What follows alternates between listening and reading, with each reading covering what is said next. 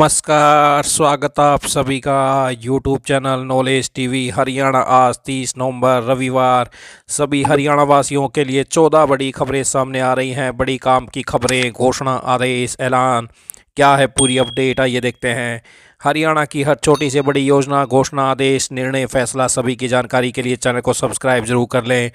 तो चलिए देखते हैं हरियाणा से 14 बड़ी खबरें, घोषणा, ऐलान। हरियाणा सरकार की बड़ी पहल। हरियाणा सरकार द्वारा बजट 2025-26 की घोषणा के अनुसार अब आम नागरिकों के लिए आईटीआई सुविधाओं का ऑनलाइन पोर्टल लॉन्च किया गया है।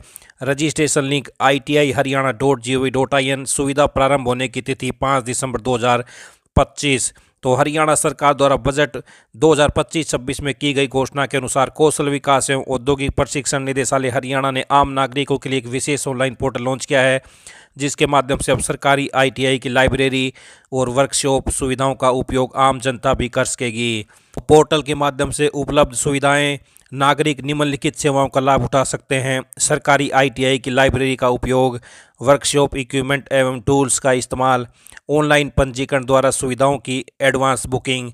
तो रजिस्ट्रेशन लिंक आप देख सकते हैं। सुविधा प्रारंभ होने की तिथि 5 दिसंबर 2025 से यह पोर्टल आम जनता के लिए आधिकारिक रूप से उपलब्ध होगा।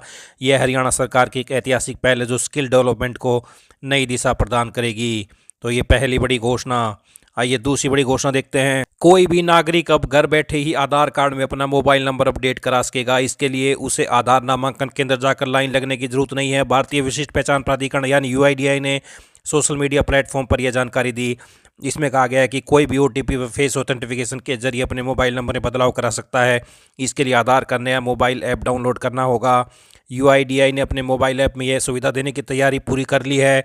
इसकी घोषणा जल्द होगी। अभी लोगों को अपने मोबाइल नंबर में किसी बदलाव के लिए आधार नामांकन केंद्र जाना पड़ता है। इस काम के लिए लोगों को काफ़ी समय लगता है। साथ ही यूआईडीआई ने साइबर ठगी से बचने के लिए मास्क्ड आधार इस्तेमाल करने पर जोर दिया है। इसमें पहचान छिपाने के लिए 12 अंकों के आधार में से पहले के 8 अंक छिपा दिए जाते हैं और केवल आगे के 4 अंक दिखते हैं। शनिवार को यूआईडीआई ने सोशल मीडिया प्लेटफॉर्म पर यह जानकारी साझा की है। तो नए मोबाइल ऐप में ओटीपी व फेस ऑथेंटिफिकेशन से मिलेगी सुविधा। अब घर बैठे ही आधार कार्ड में बदल सकेंगे मोबाइल नंबर। आइए अगली बड़ी घोषणा देखते हैं। केंद्र सरकार ने लोकप्रिय मैसेजिंग ऐप के उपयोग के तरीके में बड़ा बदलाव लाते हुए WhatsApp, Telegram, Signal, Snapchat, ShareChat, JioChat, Arattai और जोश जैसी कई सेवाओं के लिए नई शर्तें लागू कर दी हैं। दूरसंचार विभाग ने निर्देश दिया है कि ये ऐप तभी काम करेंगे जब यूजर के डिवाइस में सक्रिय सिम कार्ड मौजूद हो। सरकार ने कहा कि आदेश तत्काल प्रभाव से लागू किए जा रहे हैं और कंपनियों को 90 दिनों के भीतर व्यवस्था लागू करनी होगी और 120 दिनों के अंदर इसकी अनुपालना रिपोर्ट देनी होगी। दूरसंचार विभाग द्वारा 28 नवंबर को जारी निर्देशों में कहा गया कि कई ऐप आधारित संचार सेवाएं केवल मोबाइल नंबर का उपयोग करके यूजर की पहचान करती हैं और सिम हटाने या निष्क्रिय होने के बाद भी सेवाएं जारी रहती हैं, जिससे साइबर धोखाधड़ी की आशंका बढ़ जाती है, विशेषकर विदेश से संचालित गतिविधियों में।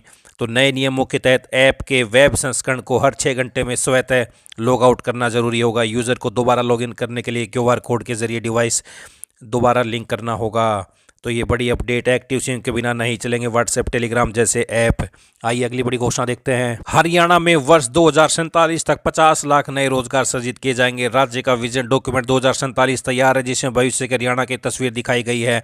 मुख्यमंत्री नायब सैनी की अगुवाई में तैयार इस विजन डॉक्यूमेंट में बताया गया है कि कैसे हरियाणा की अर्थव्यवस्था को $1 ट्रिलियन तक पहुंचाने का लक्ष्य पूरा किया जाएगा। एआई मिशन से लेकर फंड ऑफ फंड्स तक युवाओं के लिए नए अवसर होंगे सृजित। शिक्षा सुधार, खेती किसानी, तेज आर्थिक विकास और स्वास्थ्य सेवाओं पर रहेगा फोकस। निवेशकों को किया जा रहा है प्रोत्साहित।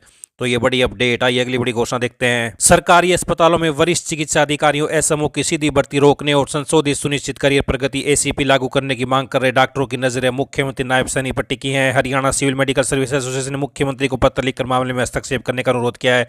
साथ ही रविवार को पदाधिकारियों की बैठक बुलाई है, जिसमें अगली रणनीति बनाई जाएगी। सरकारी अस्पतालों में बृहस्पतिवार को सुबह 9 से 11 बजे तक 2 घंटे के लिए ओपीडी में सेवाएं बंद कर चुके डॉक्टरों ने पीछे नहीं हटने के संकेत दिए हैं।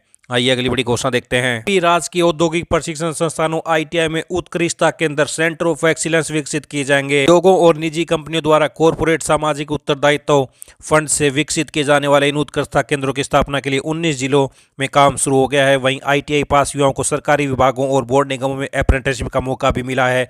इनमें 20% सीटें अनुसूचित जाति और 27% सीटें पिछड़ा वर्ग के लिए आरक्षित रहेंगी। औद्योगिक प्रशिक्षण संस्थानों में उत्कृष्ट केंद्र विकसित करने के लिए 28 नवंबर तक आवेदन मांगे गए थे।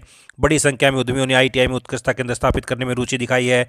तो कौशल बढ़ाने के लिए सरकारी विभागों में अप्रेंटिसशिप भी, ITI पास युवाओं का कौशल बढ़ाने के लिए सरकारी विभागों और बोर्ड निगमों में अप्रेंटिसशिप कराई जाएगी। युवा 12 दिसंबर तक पोर्टल apprenticeshipindia.gov.in पर रजिस्ट्रेशन कर सकते हैं।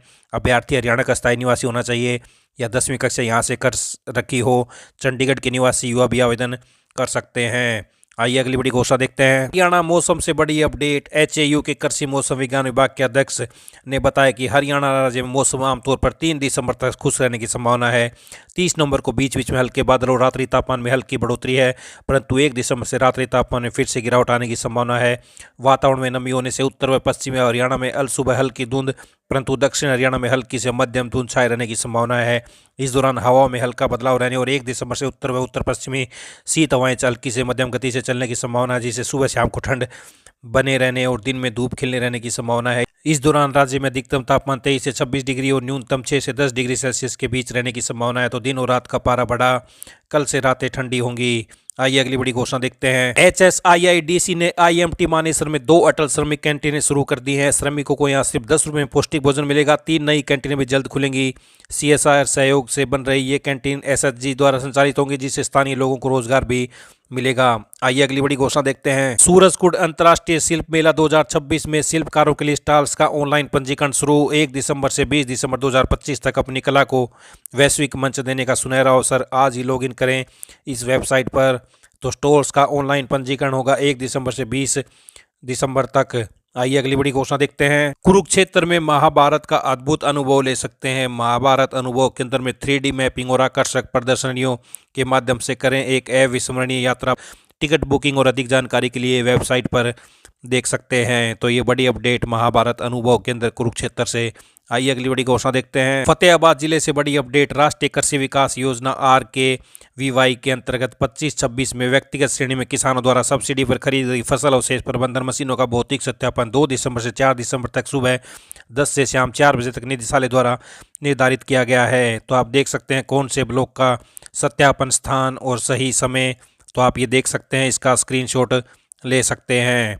तो ये बड़ी अपडेट। सहायक कृषि अभियंता ने बताया कि यह सत्यापन उन मशीनों का होगा जिनके बिल 30 नवंबर 2025 तक विभाग के पोर्टल पर अपलोड किए जा चुके हैं, तथा पिछले वर्ष जिनकी 30% से सब्सिडी के लिए लंबित है उनका द्वितीयक भौतिक सत्यापन होना है।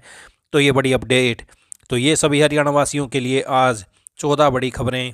पल पल की अपडेट के लिए सब्सक्राइब करना ना भूलें, घंटी का बटन जरूर दबाएं, वीडियो को लाइक शेयर कमेंट जरूर करें। इस अपडेट में इतना ही। बहुत बहुत धन्यवाद।